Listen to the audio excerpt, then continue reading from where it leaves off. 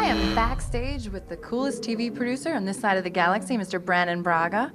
So I gotta ask you, what conditions need to be set in order for the fans, but also a network to re-embrace like a Star Trek series?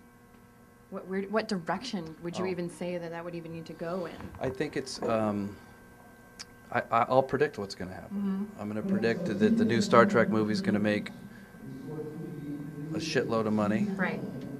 And then CBS or Paramount or whoever's in control of Star Trek right now, I'm not even sure, will scramble to get a new show on. That's my prediction. Well, Connor Trenier told me that he thinks that history will be kinder to Enterprise. With it being now on Sci-Fi Channel and syndication, and with it being on DVD, do you think people will gain a new appreciation for it? I hope so.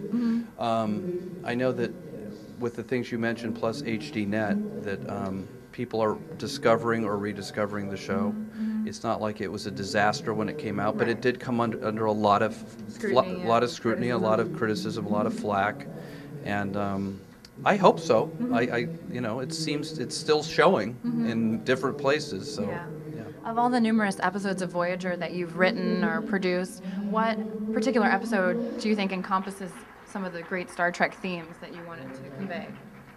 Well, I think from my favorite personal episode that I worked on was actually a Next Generation episode, which was the final one, the last episode of the All Good Things.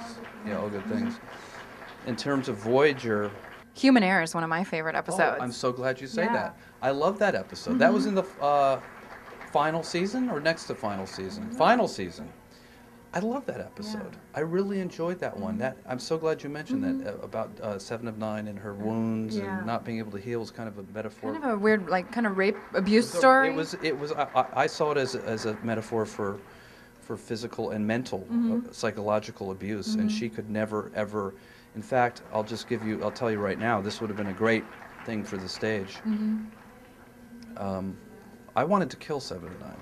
In the final episode. I wanted her to sacrifice herself to save humanity because she could never be human again. Right. And that episode was meant to set that up. Yeah. She knew she could never be human. She could never do it. She's wounded. Right. Literally with some thing in her body, some Borg thing, and she was going to give herself up to get the crew home. So that was setting it up for the that was setting it up then for the finale to go in that direction, but yet it didn't. No, you know what? I'd stepped away from the show in season 7. I was not in a position to push it. Yeah. Do you think Star Trek is at its best when it's doing something a little more political or edgy like that?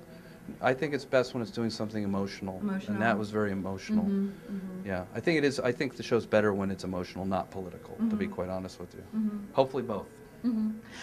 What do you think about the shows being on DVD? What can fans gain from seeing their favorite Trek shows on DVD? I think it's important for people who haven't seen these shows. And remember,